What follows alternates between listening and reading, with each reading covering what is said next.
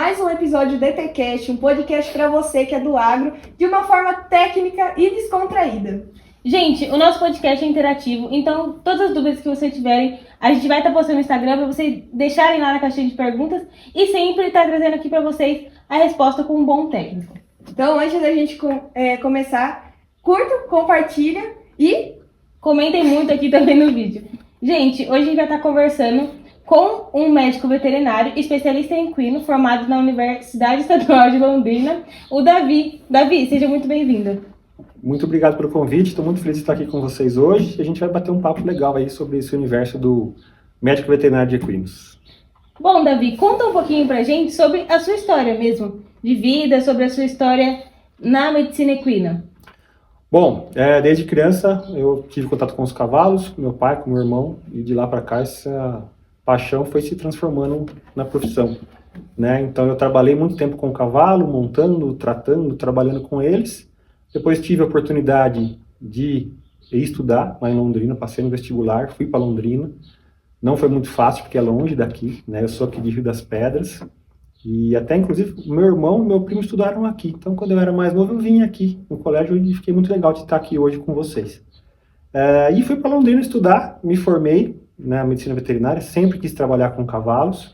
E de lá para cá, fui cada vez me especializando mais e hoje eu atendo exclusivamente cavalos. Bom, a gente sabe que você trabalha com cavalos atletas. E quais são as características que você vê assim quando você vai trabalhar com esses cavalos? Olha, principalmente tem duas fases na criação de um cavalo atleta. Antes dele nascer e depois dele nascer. Antes dele nascer, a gente consegue tentar buscar uma genética que seja adaptável naquilo que a pessoa quer. Então, cavalos de tambor, cavalos de laço, cavalos de cavalgada, enduro, todas essas modalidades já apresentam linhagens específicas para aquilo. Então, você pode escolher essa linhagem, que mais, né, pelo menos na teoria, vai se adaptar àquilo que você procura. E a segunda etapa é após o nascimento. Uma característica muito importante dos cavalos atletas está ligada à alimentação. A alimentação do cavalo atleta ela é uma alimentação diferente, o manejo, o preparo, esse potro, desde o momento que ele nasce até o momento que ele está sendo treinado, o objetivo é o atleta, é a performance esportiva, então tudo é focado para isso.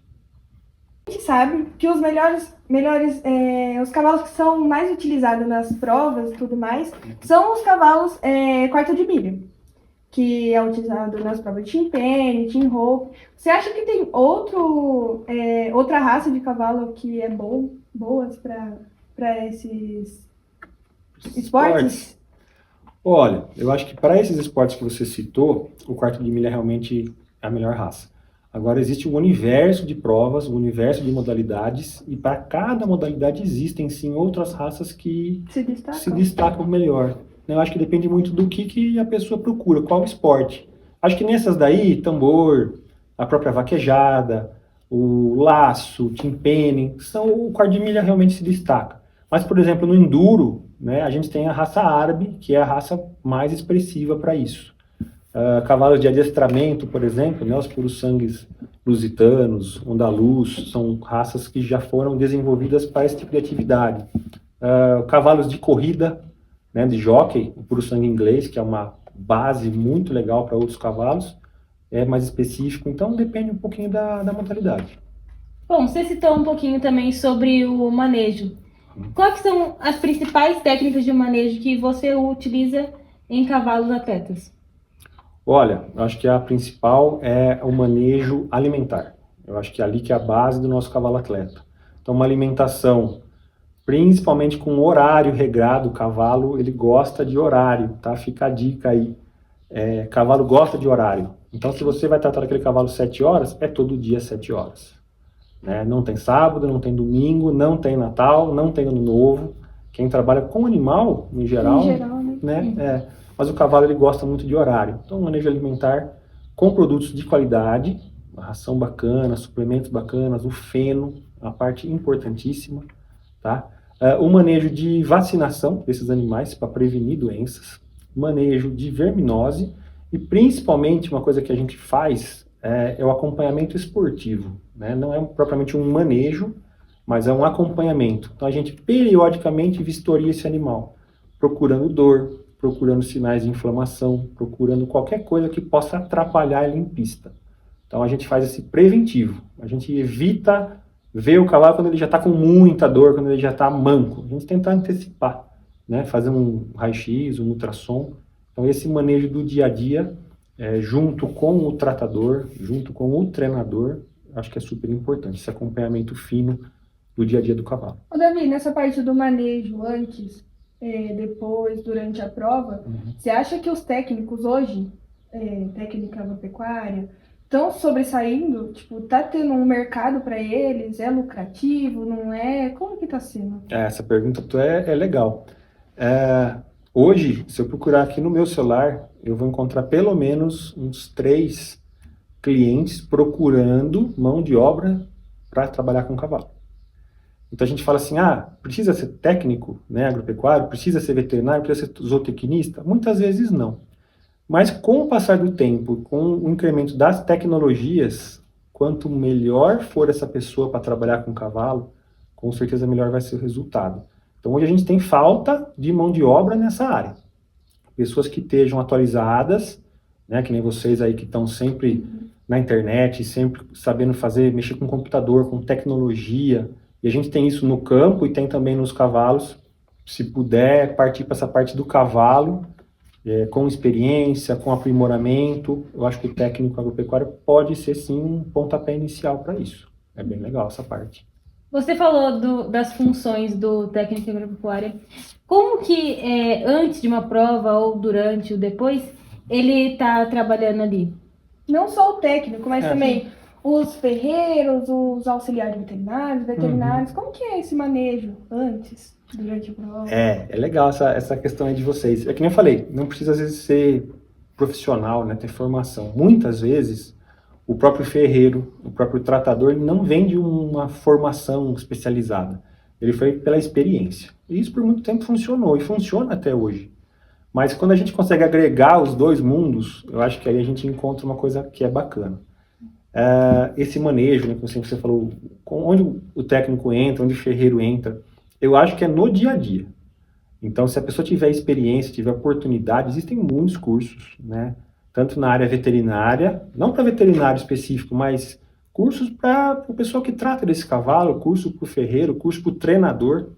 Tá? Eu acho que é um mundo que se abre quando a gente pode aprimorar o nosso conhecimento. Tem que se atualizando, né? Tem que se atualizar. Eu acho que esse é o caminho. E eu acho que experiência, né? É difícil você conseguir um emprego sem ter experiência, em qualquer área do mundo. E nessa parte do cavalo, também. Por quê? São cavalos caros. São cavalos que competem e às vezes valendo milhares de reais. O prêmio é bom. Além da fama, além do status. Então, eu acho que o caminho legal é, antes de pensar às vezes só em como trabalhar, né, pensar também em ganhar experiência. E às vezes é fazer um estágio, é fazer uma visita, é se oferecer para, por exemplo, auxiliar um rancho, auxiliar um treinador e pegar esse dia a dia ali. É que nem, por exemplo, aqui, a gente aprende o teórico e quando vai para prática, poucos vão aprendendo assim, tem que pegar firme para aprender na prática, né? Sim. E tem gente que já chega aqui, é diferente. Na teórica, já é meio assim, na prática, pega e vai lá, né? Vai depender um pouquinho do perfil, né? Eu sempre fui um cara que fui muito do prático. Na faculdade eu não era um dos melhores alunos. Mas, em compensação, na prática eu me destacava, né? Às vezes eu ia lá de sábado, domingo, fazer plantão junto com os residentes, e nem estava na minha escala, mas porque eu gostava da parte prática. Então, tudo tem o seu... Tem quem vai se encaixar mais na teoria, vai estudar mais, a gente precisa, né? Precisa do pessoal que vai virar pesquisador, precisa do pessoal que vai virar professor, e precisa do pessoal que vai pôr a mão na massa lá. Acho que é legal. Nesse manejo que você falou, assim, sobre o dia a dia da prática, quais características do animal que você tem que sempre estar de olho? Por exemplo, se é o mais falado hoje em dia é a cólica, né? Que Sim. é um problema ali que vem de lá, de trás, e é até hoje. Sim. E, tipo, quais são as características mesmo que ele apresenta? Tipo, que a gente tem que ficar de olho. Tá. Não só os cavalos atletas, né? A cólica está aí presente, ela é nossa amiga ou inimiga, depende de que lado a gente está. E o cavalo tem realmente muitos problemas e é perigoso. Acho que o principal é visualizar o cavalo com dor. Como que um cavalo está com dor? Ele vai te dar sinais, né?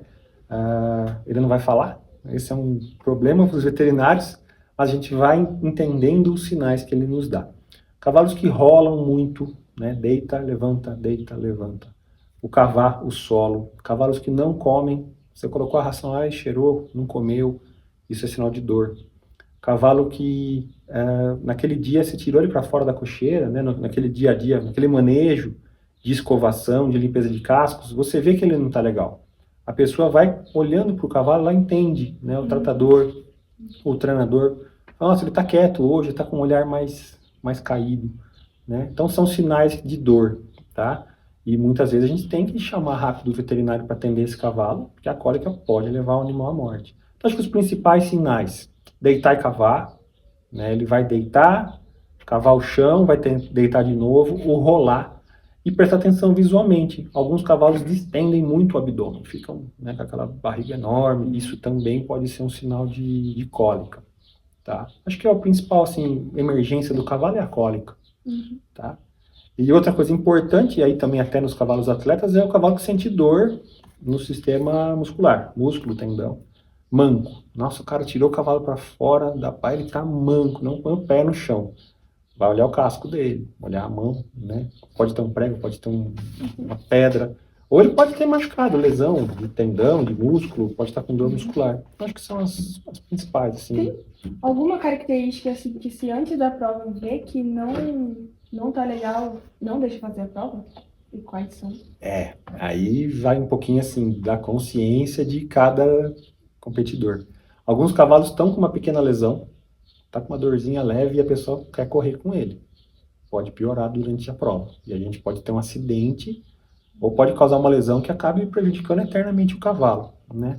Então eu sempre indico, cavalos que estão com dor, tá manco, que já não treinou legal durante a semana, ou que tá com uma musculatura mesmo que seja, né, mais cansada, mais dolorida, eu acho que não é legal correr.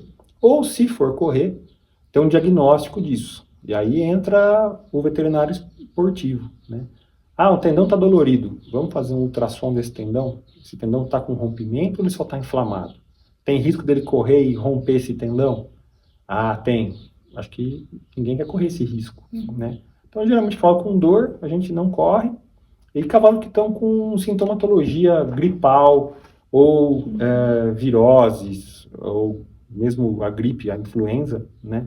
Secreção nasal, tosse, não é legal esse cavalo correr. Febre. Por que esse cavalo está com febre? Alguma coisa fez esse organismo alterar.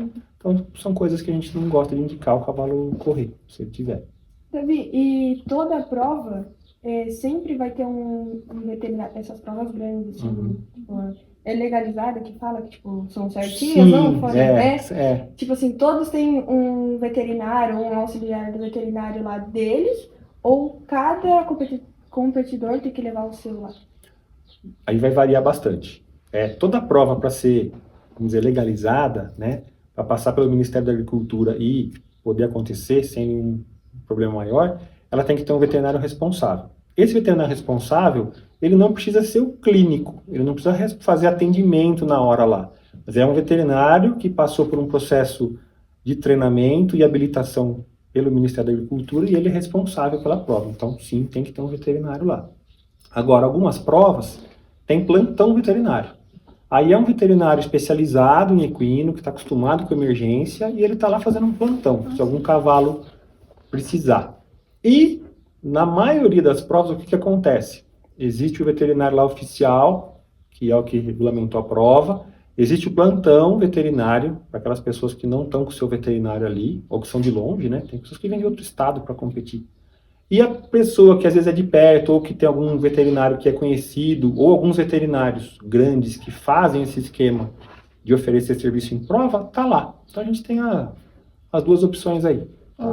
Davi, você comentou, antes de começar a gravar, que tem muitos casos de contra a sanidade animal. Muitas pessoas que vêm de fora também, vê prova, falam que as provas maltratam os animais e tal. O que você tem a falar, você que está no ramo? Quais são as coisas que esse pessoal, esse povo, grupo de apoio, faz para ajudar na sanidade animal? Ó, essa é uma questão super interessante. Hoje em dia a gente tem que tomar cuidado, né?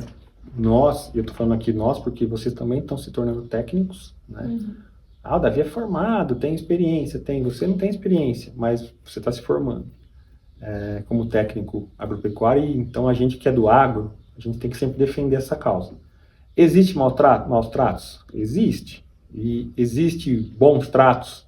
Existe. E tem que saber separar um pouquinho aí. Hoje em dia está meio confuso. Qualquer coisinha é maus tratos. E a gente não pode deixar isso acontecer. Né? Eu acompanho alguns trabalhos de outros veterinários, principalmente de rodeio, e o trabalho que eles fazem em cima da sanidade, dos cuidados com os touros, é assim, é absurdo. Né? Super bem feito, é super bem cuidado. Esses touros têm acompanhamento veterinário, têm acompanhamento de exame, acompanhamento de casqueador, né? Alimentação. Então, assim, são touros milionários. Ninguém vai deixar um touro que vale R$1 milhão abandonado, sofrendo maus tratos. É a mesma coisa o cavalo.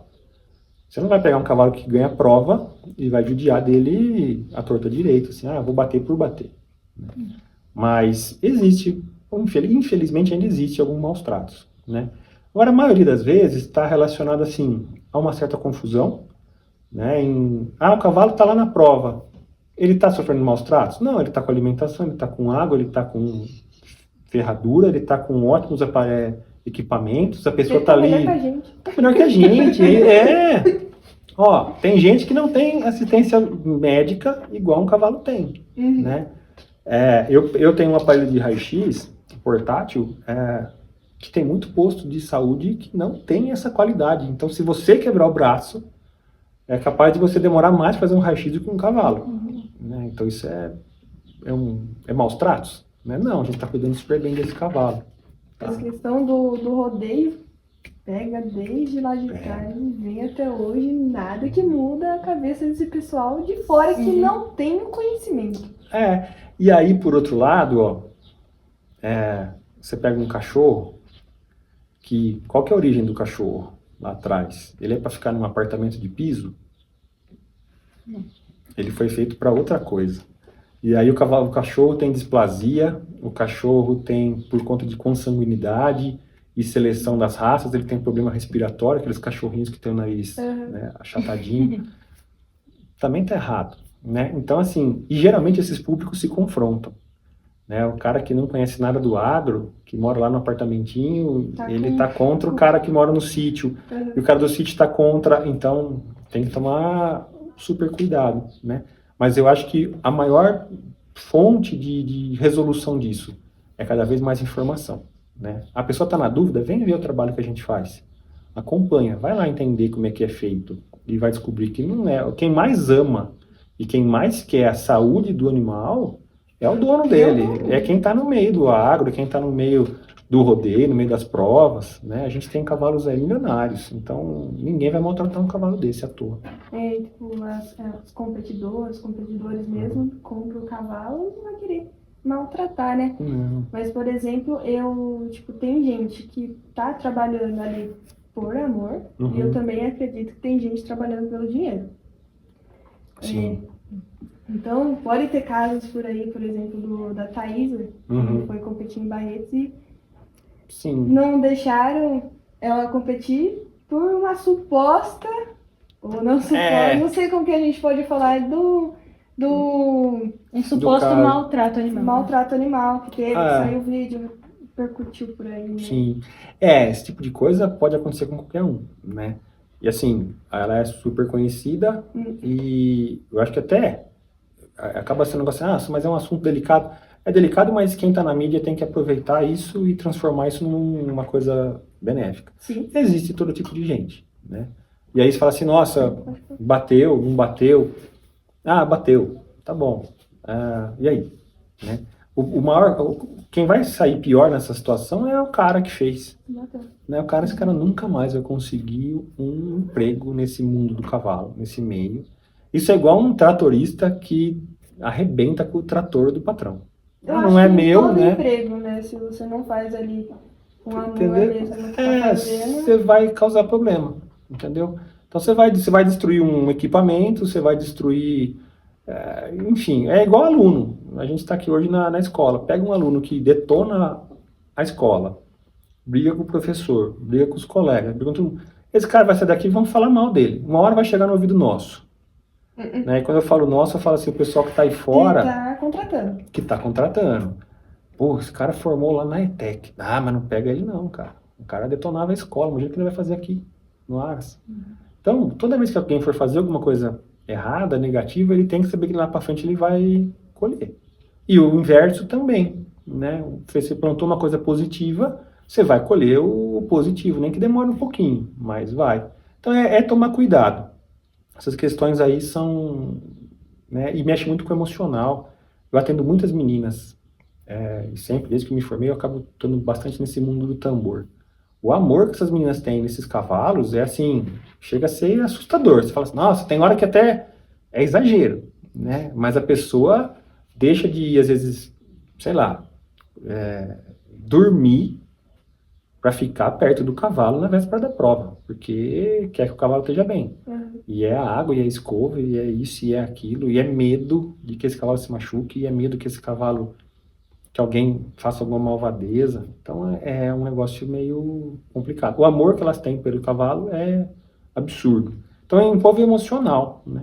Passa por um processo desse daí, putz, a pessoa fica traumatizada. Imagina como que ela não ficou, né, vendo depois do vídeo. Entendeu? Imagina ela vendo aquilo. E até, você comentou, eu acho que a opção, ela não quis correr. A opção foi dela ir embora, não quis correr, porque ela falou que ela não aceitava aquilo. Então aquilo abalou muito. Como que ela vai correr com esse cavalo?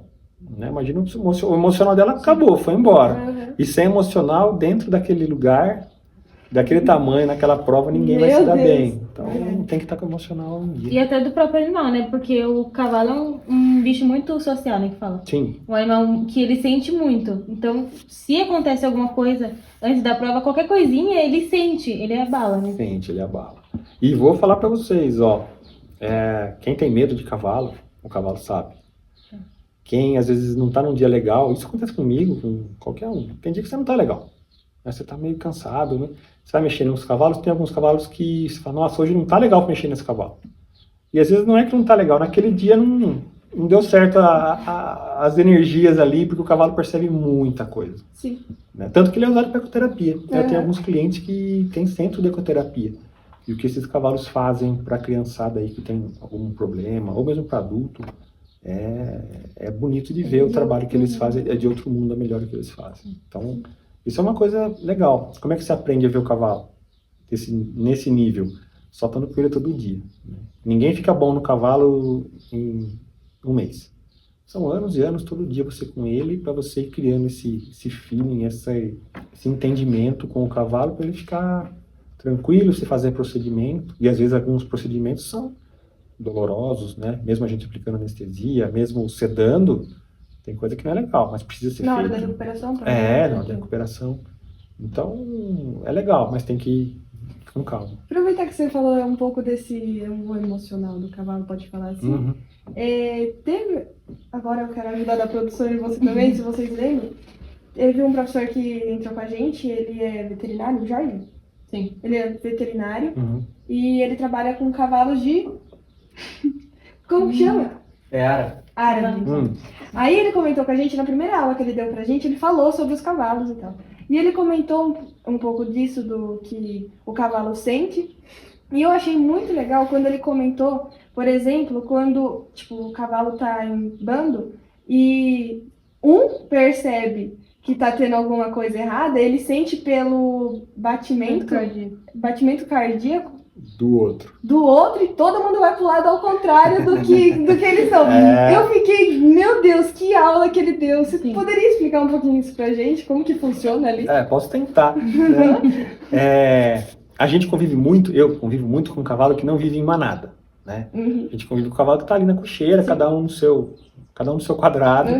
Mas que então tem uma interação, mas não é tanto igual esses cavalos que vivem em bando assim. Mas o cavalo é muito sensível, né? Ele consegue perceber outro cavalo chegando a quilômetros de distância. Existe estudo dizendo que ele consegue pela audição, pelo olfato e até pela vibração do solo. Então imagina a sensibilidade desse cavalo, né? Outro cavalo se aproximando. Ou, por exemplo, o cavalo na natureza ele é presa. né? Então, alguém vai tentar matar ele, né? Resumindo. Então, ele está sempre em estado de alerta.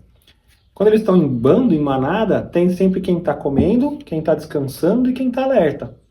Então, esse que está naquele horário da vigia, né? Ele tem essa função. E aí, se ele vê alguma coisa diferente, ele vai mudar a personalidade, ele vai ficar agitado e os outros vão perceber. Então, isso aí existe muito, muito, muito. Às vezes a gente está em algum lugar, o cavalo começou a ficar meio irrequieto, você não sabe por quê.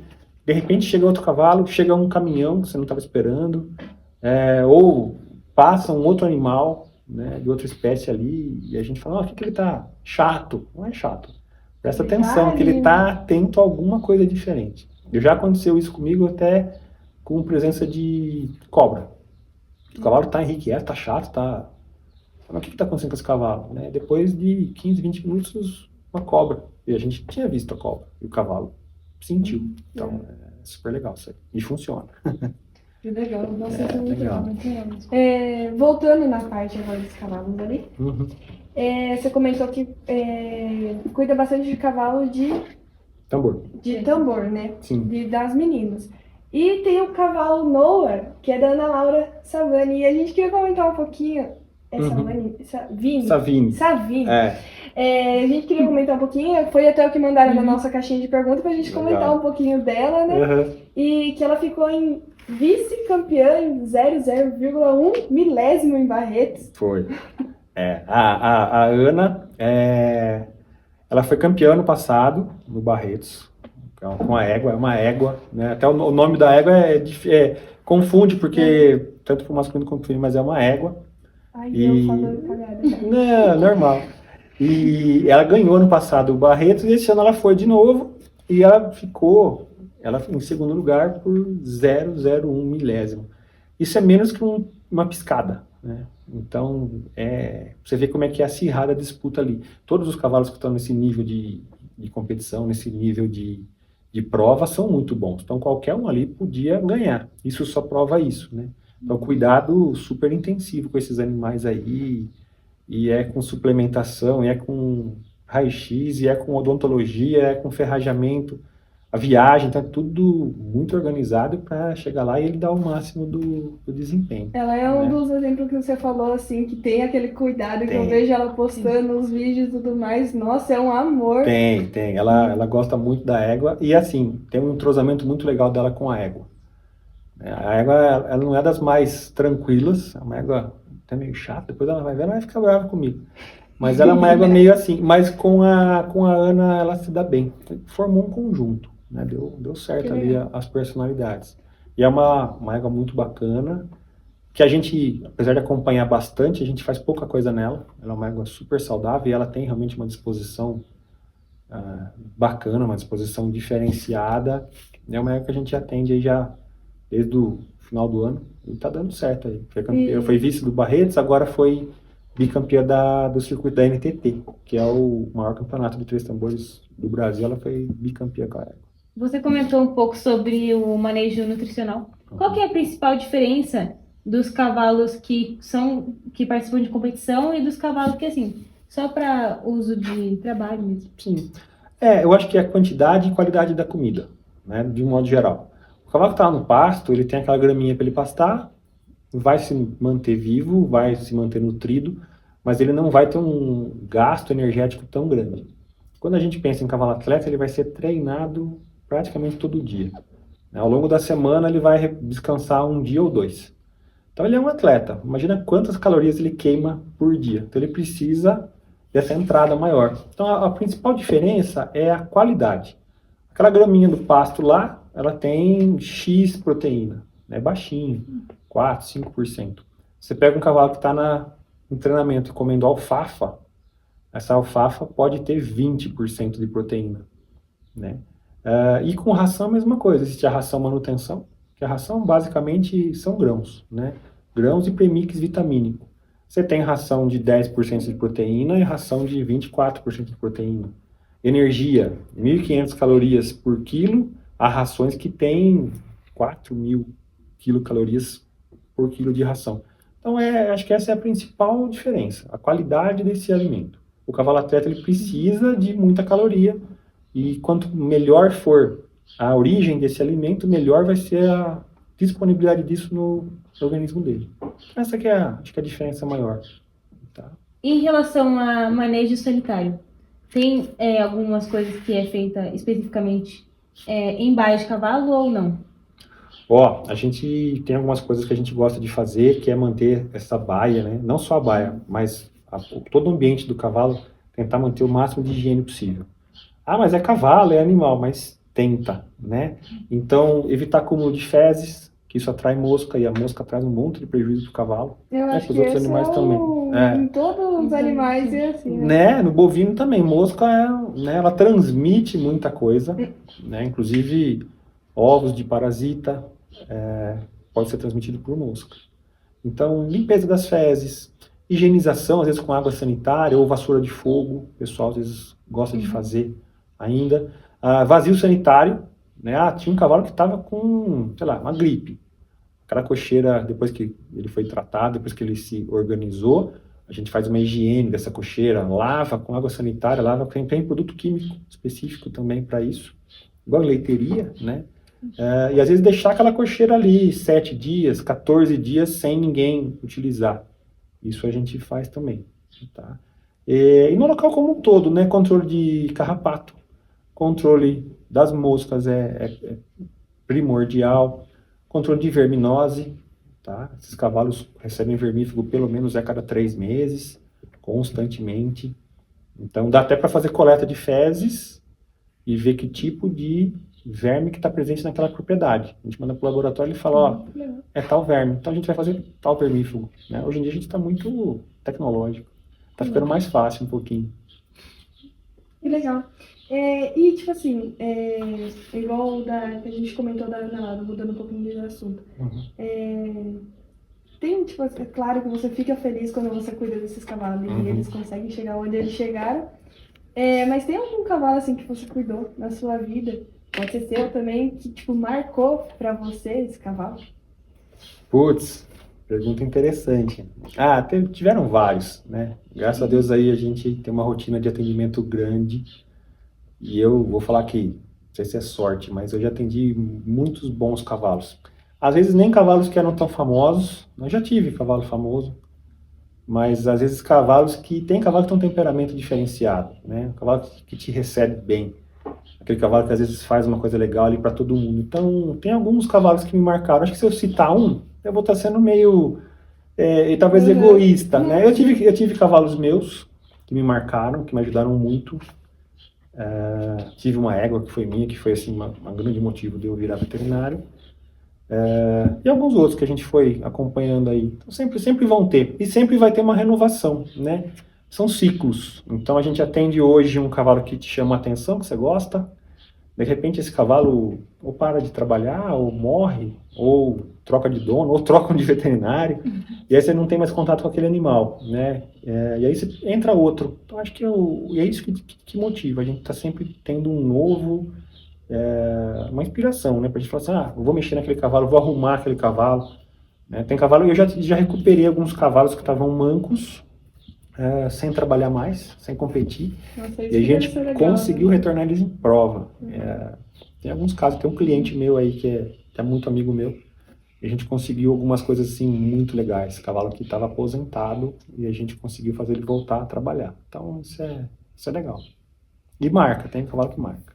Davi, a gente estava comentando no início sobre os técnicos mesmo. Você tem alguma dica para quem quer entrar para esse ramo de equinocultura? Para começar mesmo.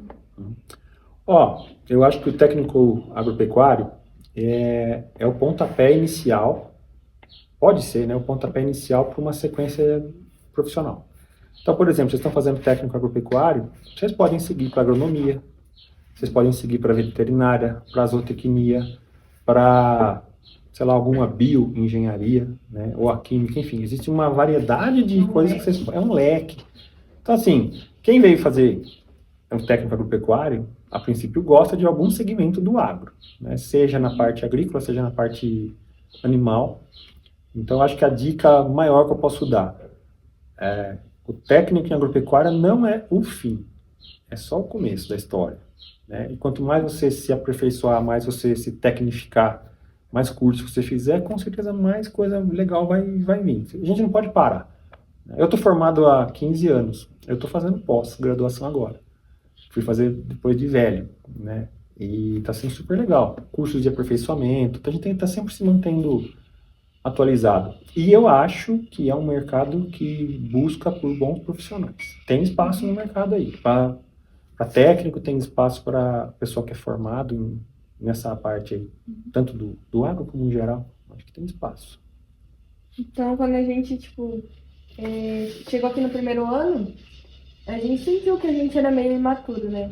Aí chegou aqui agora, a gente já tem uma noção, da onde a gente quer ir. Aqui mostra bastante coisa, da parte animal, da parte do vegetal, então a gente vai ter uma noção. A maioria aqui da sala agora, segue ou para zootecnia, engenharia agronômica, ou veterinária, então, agora a partir daí a gente já consegue, vai indo assim. Eu acho que essa experiência aqui do técnico é legal para isso. Até eu comentei antes de gravar. O pessoal aqui da ETEC é conhecido. A gente vai em outras cidades e fala, você é de Rio das Pedras? Pô, lá tem a ETEC, lá fiz colégio agrícola lá, morei lá. Então tem muita gente que está no mercado aí, não só do cavalo, né, do agro, e foi formado aqui, ou em alguma outra ETEC. E eu acho que é legal, porque às vezes a pessoa deixa para ter essa experiência, e é perigoso. Eu já tive estagiário que aconteceu isso. A pessoa só foi ter mais contato com a prática dentro da faculdade. E aí ela passou pelo colegial, primeiro ano, segundo ano de faculdade, e no terceiro, quando ela começou a ter mais prática, ela percebeu que não era aquilo que ela queria. Então olha que perda de tempo, né? Então você vem para cá já no comecinho e fala, opa, gostei dessa área, agora eu vou me direcionar. Né? Então, acho que é uma oportunidade super legal. Eu sou super a favor de técnico, né? Seja agrícola, agropecuário, mecânico, elétrico. Eu acho que uma que você já sai formado, você pode entrar no mercado de trabalho, e outra que pode servir só de pontapé para você seguir. Né? A pessoa é técnico e virou veterinário, é técnico e virou engenheiro agrônomo. Né? Tem uma experiência legal. E a parte social também, né? Eu acho que é bacana. Que nem vocês mesmos, vocês estão se desenvolvendo pessoalmente aí, o pessoal que está lá atrás da câmera, vocês, a gente está batendo papo aqui, está conversando, está divulgando, daqui a pouco você está aí fora no mercado. Conhecimento que a gente está ganhando agora. Entendeu? Pô, eu lembro daquela menina lá, a gente fez um podcast junto lá, ela me entrevistou. Né? Tá gravando lá atrás, daqui a pouco tá gravando, ela tá aqui. Então acho que isso é super legal. Muito legal. Na questão de manejo, tem horário sobre a alimentação? Tem horário certo para alimentar o cavalo? Ou tem diferença de um cavalo comum ou de um cavalo atleta? Que eu falei, o cavalo gosta da rotina. Então se você puder manter um horário, ele se adapta àquele horário. Tanto faz, né? Assim, tem gente que gosta de tratar o cavalo às 5 da manhã, tem gente que gosta de tratar o cavalo às 9. Não muda muita coisa para o cavalo. Né? Mas o importante é manter. É 5 da manhã. É 5 da manhã de domingo. Vai ter um cara para tratar? É 5 da manhã no dia de Natal. Né? Eu sempre falo a história do Natal porque eu passei, acho que 4, 5 natais que eu ia tratar dos cavalos lá no sítio lá que a gente criava. Mas na noite de Natal eu tomei uma cervejinha a mais. Mas no domingo tem que estar lá assim, 6 da manhã, 5 da manhã. Você não vai comer no outro dia? Né? O cavalo não tem iFood. Manda um feno pra mim aqui, entendeu? Sim. E isso ajuda muito. Então o horário é legal. E o principal são as quantidades. A gente evita dar muita comida junta pro cavalo, no mesmo horário. O cavalo foi feito na natureza para quê? Para passar 22 horas por dia pastando. Pouquinho, mas o dia todo. Quando a gente trouxe esse cavalo para a baia, né, para a cocheira, a gente virou garçom dele. E o que é legal fazer? O que eu queria fazer? Eu queria jogar um saco de ração no coxo dele de manhã, uma carriola de feno e ver ele só de tarde. Funciona? Não, você vai ter problema. Né, de gastrite, de ansiedade, de cólica, e ele não vai aproveitar esse alimento. Então, manter os horários e principalmente as quantidades. Evitar dar mais de 2 quilos por trato de ração. Nunca passar de 2 quilos. Mas meu cavalo é grande e eu quero ele gordo, bonito. Então você vai ter que dar 3, 4 vezes por dia, mas nunca passar de 2 quilos. Feno também, não adianta pôr um feno, um fardo de manhã. E ele passa a tarde toda com fome. Né? Divide essa alimentação. Tenta fazer o mais próximo possível do que seria o natural, que é ele comer por 20 horas por dia. É difícil isso. Você comentou agora do feno. Como que é produzido esse alimento de qualidade para os animais? Essa é uma boa pergunta. Até quando eu cheguei aqui, encontrei o professor Ricardo ali, ele falou, tá tudo seco, tá complicado. Eu falei, tá. Tem duas modalidades básicas de pessoas que têm cavalo e como que eles fazem com a alimentação. Tem quem consegue produzir o feno em casa, na propriedade, e aí ele produz para os cavalos dele e até pode vender, e tem quem não tem espaço e compra feno de fora, né? É a maioria. Tentar buscar um feno de qualidade é fácil. O que vocês acham? Não, né? O feno de qualidade custa muito caro, proporcionalmente. Como que seria esse feno de qualidade? Qual é a diferença de um feno de qualidade com um convencional? A princípio, a planta, né? O capim que está ali, a espécie daquele capim. Existem espécies que já foram estudadas e selecionadas que têm uma quantidade de energia e proteína e uma digestão, vamos chamar assim, facilitada no cavalo. Então ele vai aproveitar melhor. Então não adianta eu fazer feno de colonião para o cavalo. Você vai ter um problemão. Né? Ele não foi feito para comer aquilo. Então, mas existem as gramíneas que são melhores. Então a pessoa vai adubar esse solo, e aí, ó, né, você falou onde entra o técnico. O agrônomo vai fazer a análise desse solo, o técnico pode fazer o trabalho em cima desse solo para a produção desse capim. A escolha do que precisa, essa terra aqui vai bem esse capim ou aquele capim, né? Quantidade de irrigação, correção de calcário, de solo. Produziu um capim legal? Produziu. Saber quando cortar esse capim, porque ele tem a idade para ser cortado, né? Dependendo das condições climáticas. E depois, aonde armazenar esse capim. Então, um capim de qualidade, o que a gente considera um capim de qualidade? Ele é palatável, então ele não é muito duro, porque senão o cavalo não vai querer comer. Ele não é muito grosso, muito velho, porque também só vai ter fibra e o cavalo não vai ficar atraído por ele, vai dar problema de intestino. Umidade. Não adianta eu guardar um feno muito úmido. Se eu guardar um feno muito úmido, ele vai apodrecer. E não adianta guardar ele muito seco, porque muito seco ele perdeu muita coisa nesse processo de secagem. Então é aquele feninho, a gente chama de feno tipo A. Ele tem uma umidade legal, ele tem uma proteína legal, ele foi produzido num solo bom, ele foi cortado na época de maior produção daquele capim, depende do capim, e ele foi bem armazenado. Tá? Esse é um feninho que a gente chama de tipo A. Quem consegue produzir feno tipo A, fica até uma dica aí, ó, consegue ganhar uma grana legal, porque existe mercado para quem quer consumir feno bom, né? Ah, mas e tem o feno A, tem o B, tem o C e tem o E. É aquele feno que você olha, né? Aí o cara fala, mas né, às vezes nem o gado, né, nem os bovinos gostam daquele feno.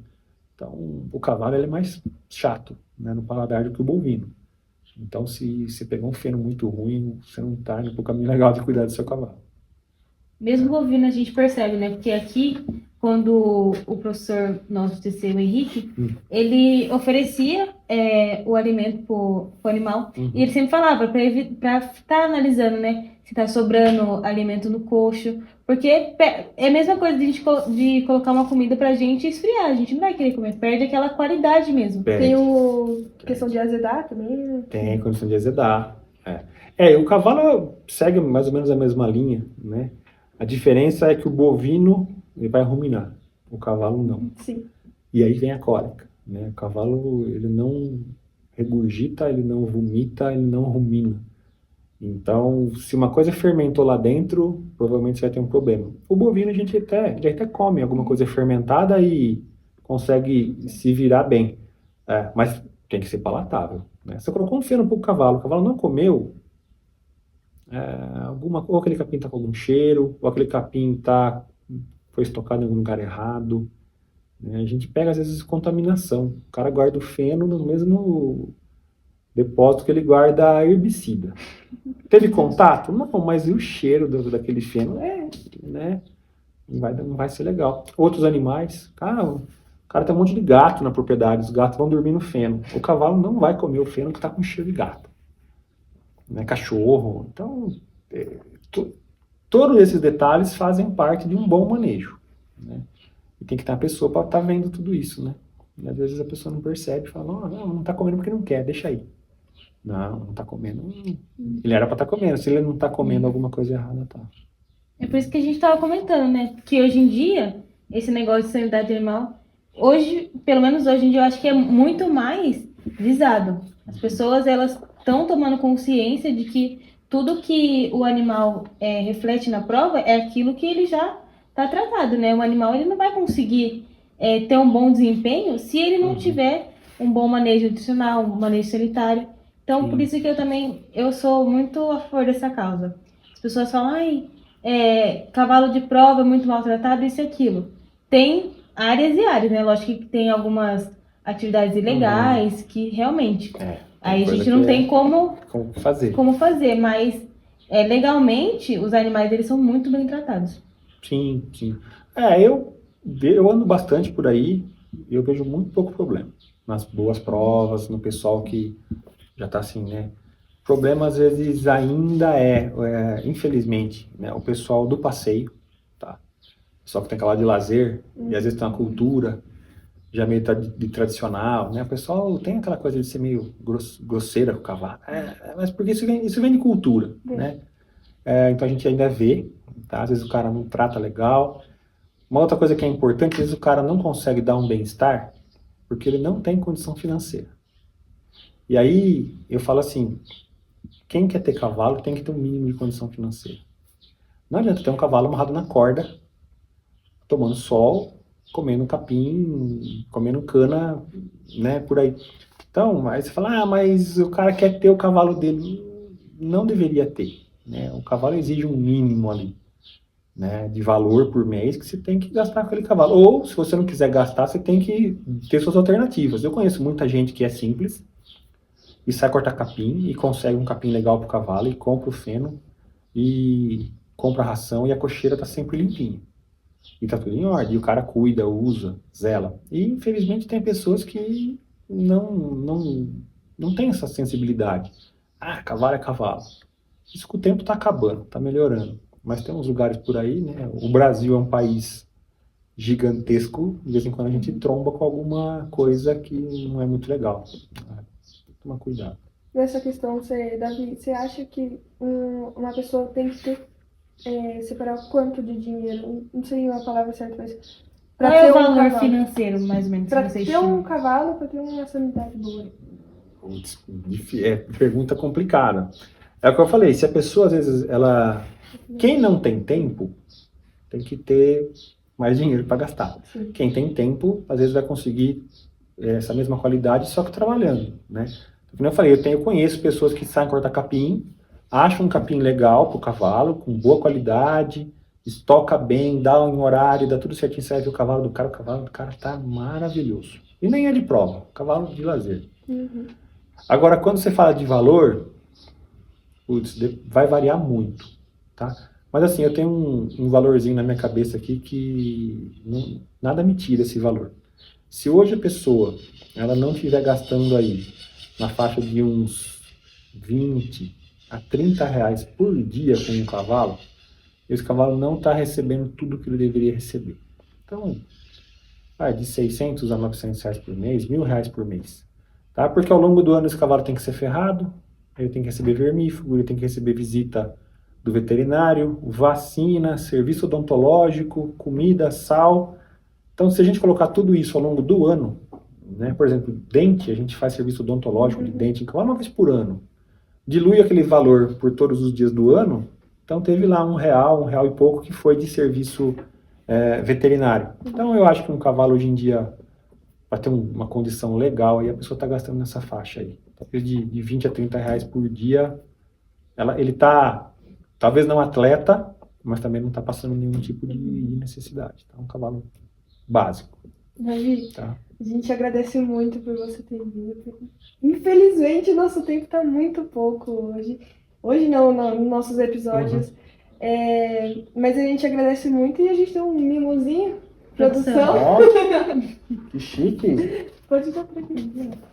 Obrigado. Não precisava se incomodar.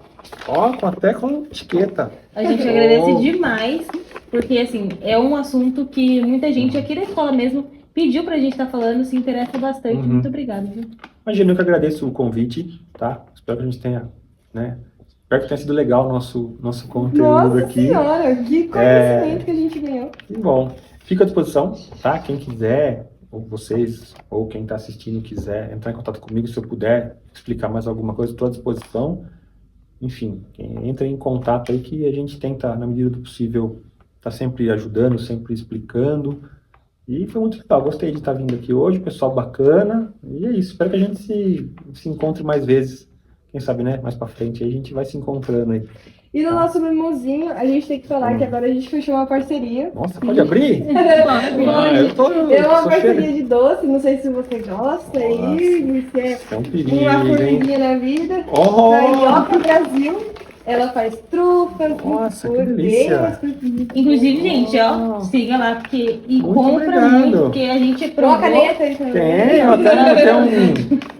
Quem tem aqui? Vamos ver. Uma Caneta, tem a cartinha. Tem uma cartinha. Ah, depois eu vou ler, com carinho. Agora, para finalizar, a gente só queria saber assim, pra você, o que o cavalo representa na sua vida? Putz, é tudo. Eu conheci minha esposa por causa do cavalo, eu me formei por causa do cavalo, eu vivo hoje exclusivamente do cavalo. Tudo. Tudo, tudo, tudo, tudo. Na verdade, até quando eu falo isso, eu não vivo do cavalo, eu vivo para o cavalo. Né? Tem domingo, não tem chuva, não tem sol, não tem nada. É legal. Eu fico até emocionado. O cavalo eu sou apaixonado, né? Então, desde novinho e depois hoje eu consegui viver disso, é super legal. Eu acho Você imaginava que você ia chegar onde você chegou? Difícil, hein? Sabe o que acontece? A gente nunca sabe onde a gente vai chegar, né? A gente pode começar pequenininho e terminar grandão, e pode começar grandão e terminar pequenininho. Sim. Eu escolhi o primeiro caminho. Eu comecei pequeno e fui crescendo. E assim, a gente nunca chega lá. A gente tá sempre no caminho. Quem achar, já cheguei lá, tô atendendo só... Não, vai no devagarzinho, vai na humildade.